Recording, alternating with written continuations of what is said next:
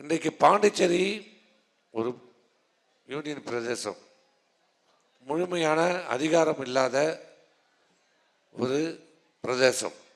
அனைத்து அதிகாரங்களும் மத்திய அரசாங்கத்திடம் குவிந்திருக்கிறது.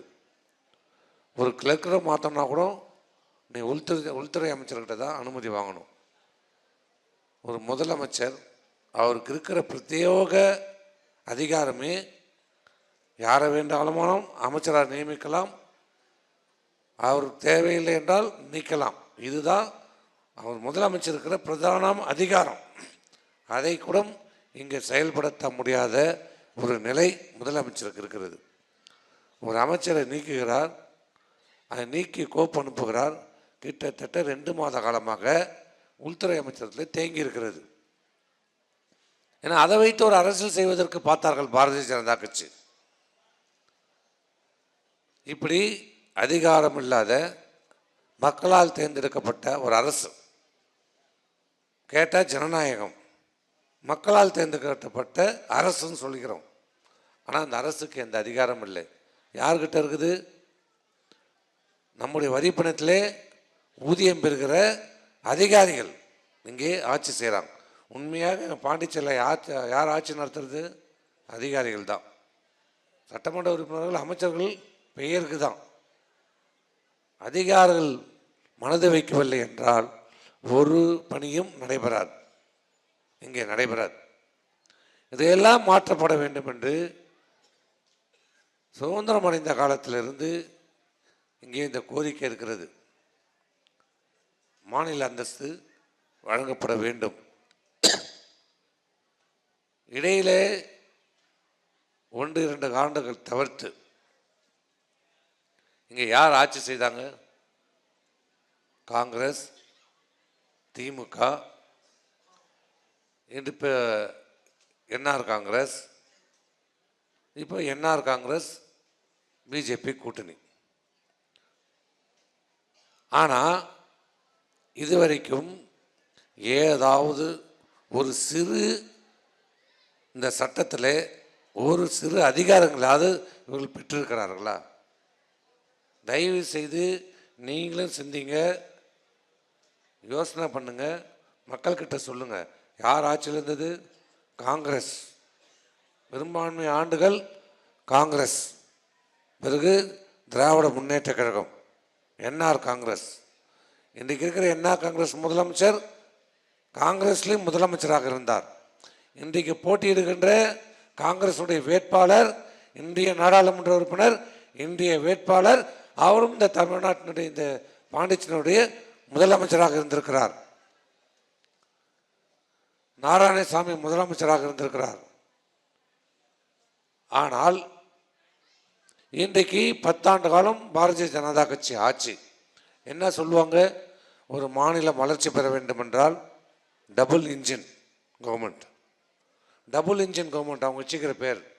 மத்தியிலும் பாஜக, மாநிலத்திலும் பாஜக இருந்தால்தான் அந்த மாநிலம் சிறப்பாக செயல்படும், வளர்ச்சி அடையும்.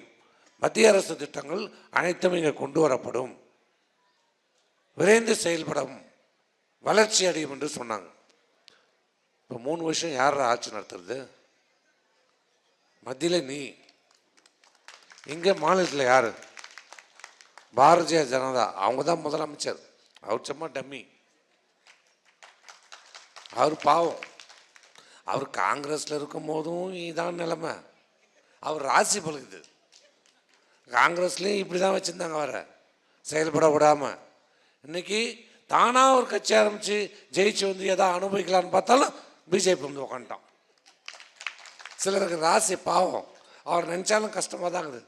பாவம் உழைச்சி கஷ்டப்பட்டு சுயமாக ஒரு கட்சி ஆரம்பித்து ஒரு முதலமைச்சர் வந்தால் அந்த முதலமைச்சர் பதவிகளை அவரால் முறையாக செயல்படுத்த முடியவில்லை. காரணம் என்ன? மத்தியில் ஆளுகின்ற ஆண்ட காங்கிரஸ், இன்றைக்கு ஆண்டு கொண்டிருக்கின்ற பாரதிய ஜனதா கட்சி, 2 பேருமே ஒன்று தான். இதில் இவருக்கு அவரும் சளைத்தவர்களே கிடையாது. ஒரு நல்ல வாய்ப்பு இருந்தது. இன்னைக்கு பேசுகிறார் காங்கிரஸுடைய வேட்பாளர் வைத்திலிங்கம் பேசுவார். ஆனால் இதற்கு முன் காங்கிரஸுடைய முதலமைச்சராக இருந்த நாராயணசாமி அவர் அதற்கு முன்பு என்ஆர் முதலமைச்சராக இருக்கின்ற போது மத்தியிலே மன்மோகன் சிங் பிரதமர் அலுவலகத்திலே அவர் அமைச்சர், அதிகாரமிக்க அமைச்சர். பிரதம மந்திரிக்கு அவரை தாண்டி எந்த கோப்புகளும் போகாது. அவர் நினைத்தால் எதையும் சாதிக்கக்கூடிய இடத்துல அன்னைக்கு இருந்தார். பாண்டிச்சேரிக்கு மட்டுமில்லை, இந்தியா முழுமைக்கும் அதிகாரம் செலுத்துகின்ற ஒரு மிகப்பெரிய ஒரு பொறுப்பில் இருந்தார். நினைச்சிருந்தா ஒரு சொடுக்கில் பாண்டிச்சேரிக்கு அந்த மாநில அந்தஸ்தை அன்றைக்கு பெற்று தந்திருக்க முடியும். ஆனால் மனமில்லை, எண்ணமில்லை. ஏன் வாங்கி கொடுத்தா அவர் என்னாரு சுகமாயிடுவார் கொடுக்கல. என்ன இல்லை, உண்மையில் அவர்களுக்கு என்ன கிடையாது. ஆனால் தேர்தல் வந்தால் மட்டும் சொல்லுவாங்க, நாங்கள் மாநில அந்தஸ்தை பெற்று தருவோம். இது வரைக்கும் என்ன சரிச்சிட்டு இருந்தாங்களா இவங்களாம் ஆட்சியில்? இந்த மக்களும் சிந்திக்கணும், வாக்காளர்களும் சிந்தித்து பார்க்க வேண்டும். தயவு செய்து இந்த பித்தலாட்டை, இந்த ஸ்டாலினை போல அங்கே தமிழ்நாட்டுக்கு ஒரு ஸ்டாலின், இங்கே இப்போ 4-5 ஸ்டாலின்ங்கிறாங்க. இங்கே வாயாலேயே வடை சுட்டுட்டு இருப்போம், வாயாலேயே வசனம் பேசுவாங்க, ஆனால் வேலை எதுவும் நடக்காது. வாய் மட்டும் ஆடிட்டே இருக்கும், உடம்பு ஒன்றும் கிடையாது, எல்லாம் டம்மி, எதுவும் நடக்காது. தேர்தல் வந்தால் மட்டும் மாநிலத்திற்கு நாங்கள் அந்தஸ்தை பெற்று தருவோம். நான் கேட்குறேன், கடைசியாக அனைத்து இந்திய அண்ணா திராவிட முன்னேற்ற ராமசாமி முதலமைச்சராக இருந்தார். அதற்கு பிறகு இந்த 43 வருஷம் ஆச்சு, கிட்டத்தட்ட 43-45 ஆண்டு காலம் ஆச்சு. என்ன நடந்திருக்குது? காங்கிரஸ், திமுக, என்ஆர் காங்கிரஸ், இன்றைக்கு என்ஆர் காங்கிரஸ், பிஜேபி கூட்டணி. இந்த 43 ஆண்டு காலத்தில் என்ன இந்த பாண்டிச்சேரி மாநிலத்திற்கு வளர்ச்சி அடைந்திருக்கிறது? தெருவுக்கு தெரு பார் இருந்தது, இப்போ ஹோட்டலும் பார் இருக்குது. முன்ன ஒரு பார் இருந்தது, கடைக்குள்ள பார் இருந்தது, இப்போ ஹோட்டலில் பார் வந்துருக்குது. அடுத்த வளர்ச்சி இந்த வளர்ச்சி, இது அது அடுத்தது வர. இப்போ ஒரு ஹோட்டலையும் தெருவுக்கு 4 ஹோட்டலில் சாப்பிட போனால் குடும்பத்தை கூட்டிட்டு இன்னைக்கு ஹோட்டலுக்கு போக முடியுதா? பாண்டிச்சேரியில் எல்லா ஹோட்டல்லையும் சரக்கு விற்கிறான். இதுதான் வளர்ச்சியா? இதுக்கு தான் ஓட்டு போட்டாங்களா? இதுக்கு தான் இந்த பாண்டிச்சேரி மக்கள் ஓட்டு போட்டாங்களா? அப்புறம் எங்கே பார்த்தாலும் கஞ்சா விற்பனை அமோகமாக இருக்குது, எங்கேயும் தட்டி கேட்கறது இல்லை. தமிழகத்தில் என்ன நடக்குதோ அதுதான் இங்கேயும் நடக்குது. இன்னைக்கு எதிர்கட்சியாக செயல்படுறது யாரு? பண்ண வேண்டியது யாரு? திமுக. திமுக இங்கே எதிர்கட்சியாக செயல்படுதா? அது இருக்குதா? இங்கே திமுகன்னு ஒரு கட்சி இருக்குதா? செயல்படுறாங்களா? ஏன்னா அவருடைய தொழிலுடைய கிளை இங்கே எல்லாமே இங்கே நடக்குது. இங்கேருந்து தான் எல்லாமே அங்கே பாண்டிக்கு சப்ளை ஆகுது. எங்கள் விழுப்புரம் மாவட்டத்துக்கும் கடலூர் மாவட்டத்துக்கும் ஏகோபோக விற்பனையாளர் யாரானா இங்கே பாண்டிச்சேரியிலேருந்து தான் வருது. பேர்லாம் சொல்லணுமா? உங்களுக்கே தான் தெரியுமே, நான் வேற சொல்லணுமா? யார் அந்த விற்பனை பண்ணுறவங்க? யார்? இப்போ கூட பிடிச்சாங்க, இப்போ கூட கொஞ்ச நாளுக்கு கூட பிடிச்சாங்கன்னு நினைக்கிறேன். கலர் சாராயம். இந்த கலர் சாராயன்றதை கண்டுபிடிச்சதே அந்த விஞ்ஞானிகள், உங்கள் பாண்டிச்சேரி விஞ்ஞானிகள் தான். கலர் சாராயம். இவன் எங்கள் ஆளுங்க தமிழ்நாட்டுக்காரன் குடிக்கிறான், என்னடா நம்ம மட்டும் போயிட்டே ஏறவே மாறுதுன்ட்டு அவன் மட்டும் குடிச்சுனே இருக்கிறான். கலர் சாராயம். அவன் இன்னும் இந்த கூல்ட்ரிங்க்ஸ் குடிக்கிற மாதிரி குடிச்சுன்னு இருக்கிறான்.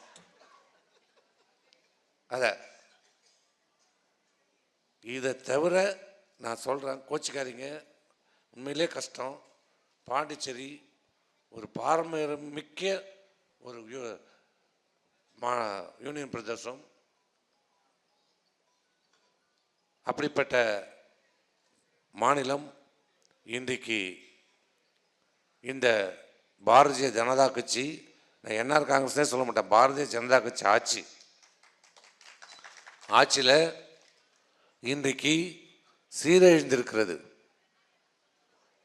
மாணவர்கள் சீரழிந்து கொண்டிருக்கிறார்கள், சீரழிக்கப்பட்டு கொண்டிருக்கிறார்கள். சாராய கலாச்சாரம், கள்ள சாராயம், கஞ்சா.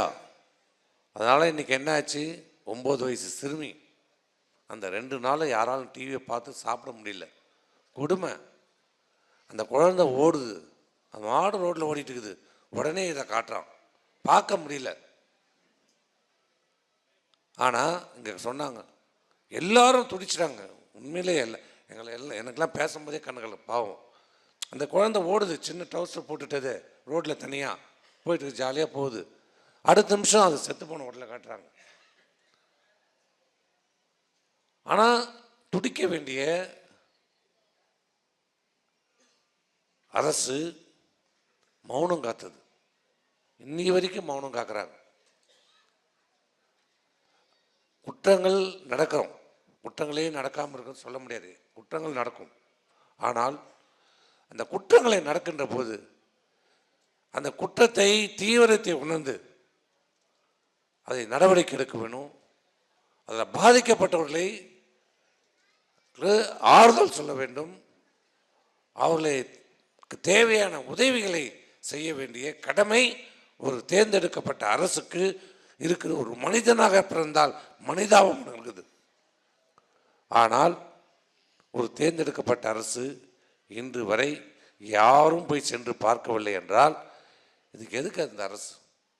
சிந்திச்சு பாருங்க. இந்த பாண்டிச்சேரி மாநில வாக்காளர்கள், பொதுமக்கள் சிந்திச்சு பார்க்கணும். இப்படி இரக்கமே இல்லாத, மனிதாபமானமே இல்லாத இந்த பாரதிய ஜனதா அரசு இருக்க வேண்டுமா என்பதை நீங்கள் முடிவு செய்து கொள்ளுங்கள். இப்படிப்பட்ட நிர்வாக திறமையற்ற, மனிதாபமானம் இல்லாத ஒரு அரசு தூக்கி எறியப்பட வேண்டும் என்றால் உங்களுக்கு கிடைத்திருக்கிற ஒரு அருமையான வாய்ப்பு இந்த நாடாளுமன்ற தேர்தல். இந்த நாடாளுமன்ற தேர்தலே புதுச்சேரி மாநில மக்களுக்கென்று ஒரு தனி சக்தி உண்டு. எப்படிப்பட்ட தமிழ்நாட்டில் எவ்வளோ பெரிய ஆள் வெற்றி பெற்றாலும் இங்கே புதுச்சேரியில் பண்ண முடியாது. ஏன்னால் அவர்களுக்கு ஒரு தனி அடையாளம் உண்டு, அவர்களுக்கென்று ஒரு தனி அரசியல் உண்டு, அவர்களுக்கென்று தனி கொள்கை உண்டு. அப்படிப்பட்ட மாநில மக்கள் இன்றைக்கு நடைபெறுகிற இந்த பாண்டிச்சேரியில் நடைபெறுகின்ற இந்த அக்கிரமங்களையும் அராஜகங்களையும் செயலிழந்து போயிருக்கின்ற அரசுக்கு நீங்கள் பாடம் கற்பிக்க வேண்டும். ஆகவே இங்கே இருக்கிற நம்ம கழகத்துடைய நிர்வாகிகள் முதலிலே நாம் செய்ய வேண்டிய கடமை, நம் கழகத்தை நீங்கள் கட்டமைங்க, நம்பிக்கையோடு இருங்க, தைரியமாக இருங்க, உற்சாகமாக இருங்க. கண்டிப்பாக அனைத்து இந்திய அண்ணா திராவிட முன்னேற்ற கழகம் வெற்றி பெறும். அது நம்ம கையில் தான் இருக்குது, நம்ம கையில் தான் இருக்குது. ஜெயிக்க முடியாது எதுவுமே கிடையாது, எதுவுமே கிடையாது. நாம் மனதில் வைத்தால் நம்மால் முடியும், ஜெயிக்க முடியும். அதற்கான உழைப்பென்றால் திட்டமிட்டு உழைக்கணும். 19 அப்படியே போகிறது, கும்பலை கூட்டுறது, அப்படியே ஓட்டு, அதெல்லாம் கிடையாது. திட்டமிட்டு நாம் பணியாற்ற வேண்டும். முதலிலே நான் நகர மாநில செயலாளர் கேட்டுக்கொள்வது, பிரிங்க. 30 தொகுதி இருக்குதா, அதை பிரிங்க, அதை டேட்டா எடுங்க. முதலிலே நமக்கு நல்ல வாய்ப்புள்ள தொகுதிகள், பிறகு கடுமையாக முயற்சி செய்தால் வாய்ப்புள்ள தொகுதிகள் எடுங்க. அதை 3-4 பிரித்து அதுக்கு பொறுப்பாளர்களை நியமிங்கள். நானும் சொல்லியிருக்கிறோம், தலைமையிலையும் சொல்லியிருக்கிறோம், நாங்களும் வருவோம். இனி சட்டமன்ற தேர்தல் வரை இங்கே நாங்கள் வருவோம், தொகுதிகளை பொறுப்பேற்போம். இப்போ நான் வரேன்னா எனக்கு திண்டிவனம் பக்கத்தில் இருக்க ஒரு 2-3 தொகுதியை நான் பொறுப்பெடுத்து நான் பார்ப்பேன். பக்கத்தில் MC சம்பத் வருவார், அவர் ஒரு 2-3 தொகுதி பொறுப்பெடுத்து பார்ப்பார். காரைக்கால் பக்கத்தில் இருக்கிற அவர் காமராஜ், அவர் 2-3 பொறுப்பெடுப்பார். அருமொழிதாவனுக்கு ஒரு தொகுதி கொடுப்போம், குமரகுருக்கு ஒரு தொகுதி கொடுப்போம். அதால் நீங்கள் கவலைப்படாதீர்கள், நாங்கள் உங்களோடு இருப்போம். உங்களுக்கு தோளோடு தோள் நின்று நீங்கள் வெற்றி பெறுவதற்கு எங்கள் உழைப்பையும் உங்களுக்கு தேவையானதையும் செய்து கொடுப்பதற்கு நாங்கள் தயாராக இருக்கிறோம்.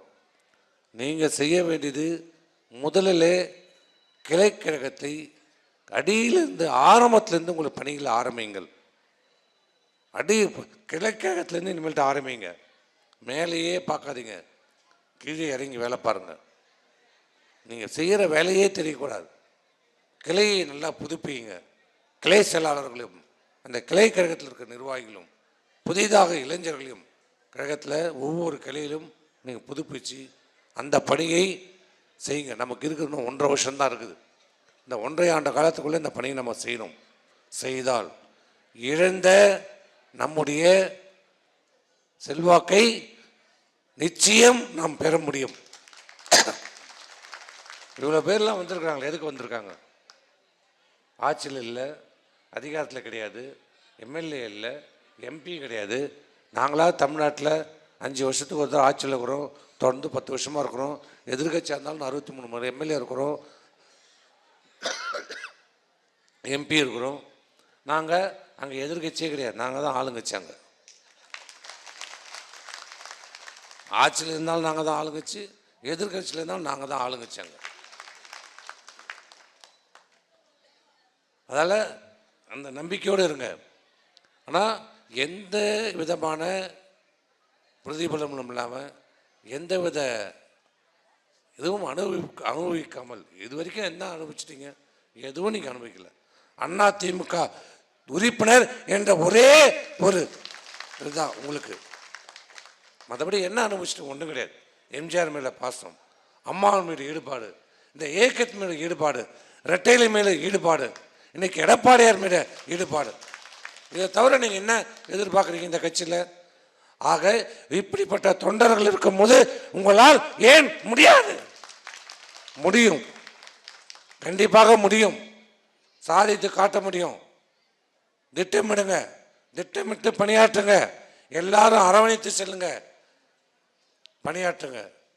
ஆக அதற்கு முதல் படி இந்த நாடாளுமன்ற தேர்தல். ஒரு இளைஞரை ஒரு வாய்ப்பு நம்ம கொடுத்துருக்குறாங்க.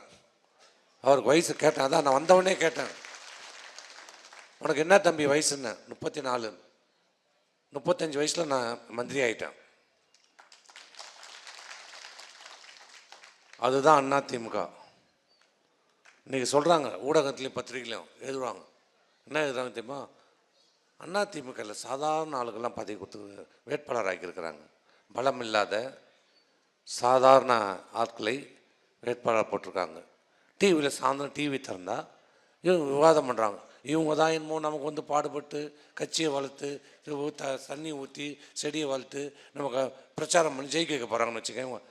4 பேர், அவன் பக்கத்து வீட்டுக்காரனே அவனை யாரும் தெரியாது. அந்த விவாதம் பண்ணுறாங்க பாரு, அவன் பக்கத்து வீட்டுக்காரனே அவனுக்கு யாருன்னு கேட்டால் தெரியாது. அவர் சொல்லுவார், எம்பி எலெக்ஷனில் இப்படி பண்ணணும், அப்படி பண்ணணும், இது பண்ணணும், இவ்வளோ ஓட்டு வாங்கணும். அவன் என் கவுன்சிலேஷன்னா 10 ஓட்டு வாங்க மாட்டான். எல்லாம் பெய்டு நியூஸ், காசை கொடுத்து பேச வைக்கப்படுவது பெய்டு நியூஸ். அவர் சொல்கிறாங்க சாதாரண வேட்பாளர்கள், பலம் இல்லாத. அதுதான்டா அதிமுகவுடைய பலமே.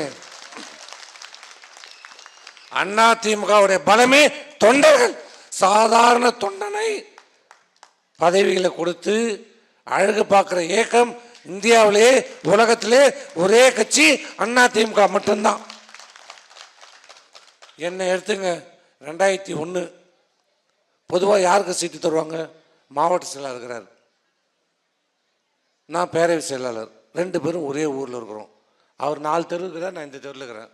பொதுவாக சீட்டு யாருக்கு தருவாங்க? கட்சியில் மாவட்ட செயலாளர் தானே தருவாங்க. நானும் போய் சீட்டு கட்டு வந்துட்டேன். கட்டிட்டு நான் எங்கே அது அந்த வருது வரட்ட போகிறதுன்னு நாங்கள்லாம் ஒரு கட்சிக்கார வீட்டில் உட்காந்து டீ சாப்பிட்டுக்கிறோம். ஓடிடுறான் திப்பு திப்புன்னு ஒருத்தவன். ஏன்னா உங்கள் பேர் போகுது, உங்களுக்கு சீட்டு ஒன்று கொடுத்துட்டாங்க. சீட்டு மட்டும் கொடுக்கல, தேர்தலில் வெற்றி பெற்ற முதல் இதிலே என்னை அமைச்சராகினாங்க. அதுதான் அதிமுக. அதான் அதிமுக. இவங்க அது புரியாமல் தெரியும், அந்த டிவியில் பேசுகிறவங்களாம் தெரியும் அதிமுகவை வீக், அதை பலவீனப்படுத்துகிறாங்களாம் பேசி இவங்க. சாதாரண வேட்பாளர் நிற்க வச்சுட்டாங்க. ஆமாம் உன்ன மாரி நாங்கள் சாராய ஆலையார் போய் நிற்க வைக்க முடியும்? இல்லை மார்ட்டின் இல்லை திருட்டு லாட்டி வைக்கணும்னா நிற்க வைக்க முடியும்? இல்லை கல்வி அதிபதியாக நாங்கள் நிற்க வைக்க முடியும்? எங்கள் கட்சி சாதாரண கட்சி, தொண்டர்கள் நிரம்பி இருக்கிற கட்சி. இது தொண்டர்களுடைய கோரிக்கை ஏற்று தொண்டர்களால் தொடங்கப்பட்ட இயக்கம் அனைத்து இந்திய அண்ணா திராவிட முன்னேற்ற கழகம். அதனால்தான் இன்னைக்கு இந்த இயக்கத்தை யார் வழி நடத்துறது? இந்த கட்சியில் சாதாரண ஒரு கிளைக்கழக செயலாளராக தன் பணியை ஆரம்பித்து ஒன்றிய செயலாளர், மாவட்ட செயலாளர், அமைப்பு செயலாளர், சட்டமன்ற உறுப்பினர், நாடாளுமன்ற உறுப்பினர், மாவட்ட செயலாளர், இன்றைக்கு அமைச்சர், பிறகு இன்றைக்கு தமிழ்நாட்டுடைய முதலமைச்சர், இன்றைக்கு இந்த இயக்கத்துடைய பொதுச் செயலாளர். தொண்டர்களை மட்டும் நம்பி இருக்கிற ஒரு இயக்கம் அனைத்து இந்த அண்ணா திராவிட முன்னேற்ற கழகம். இங்கே சொன்னார், நம்ம ரவி அவர் கூட சொன்னார், அம்மா யாரையும் அடையாளம் காட்டு போய்டும். நான் கூட சிந்திக்கவே இல்லை. நல்ல விஷயம் சொல்லியிருந்தானா என்ன ஆகுறது, என்ன ஆயிருக்கும்.